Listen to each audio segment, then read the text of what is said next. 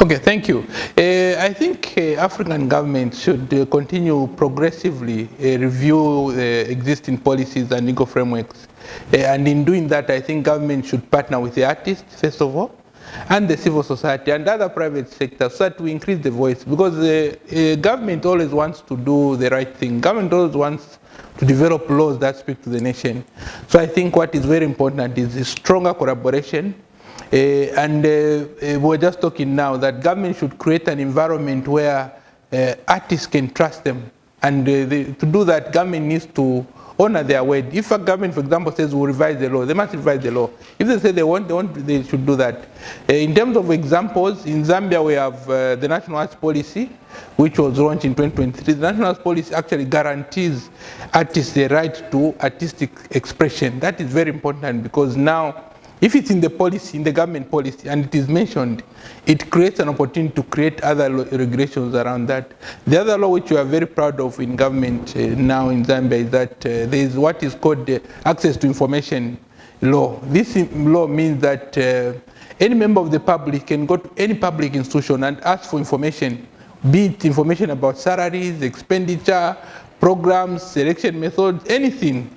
The public has the right to know, and the government now, we are compelled as government agencies to disclose this information. So if an artist comes to me and says, Adrian, you went to Tanzania, what did you do in Tanzania? I'm compelled by law now to share what I did here in Tanzania. That's very important, yeah.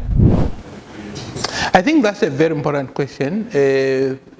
One thing I think has to do with trust. Often creatives don't trust the government. And also the other side, the government don't trust the creatives. So one thing that can be done, I think, is to create an environment where there's trust. And one way we can create trust is when creatives come to the government and they express their opinion must be taken seriously and must be included in the discussion. I like what someone said of not just participation, but involvement, actual involvement. Because participation means you just come, vote yes or no, but involvement means you are part of the process. I think that's one way. Then on the artistic side also, I think government may not trust artists sometimes because sometimes artists, they go to the highest bidder and sometimes they can be used by voices that have nothing to do with the artists. So sometimes the artists also must show their worth. They must show that they can be trusted. They must show, one of the things I think which can be done is that artists must also disclose their source of income. If they are doing a project, for example, about civil rights or whatever, they must also disclose who's supporting them so that there's transparency in the process. I think that would help ease the tension.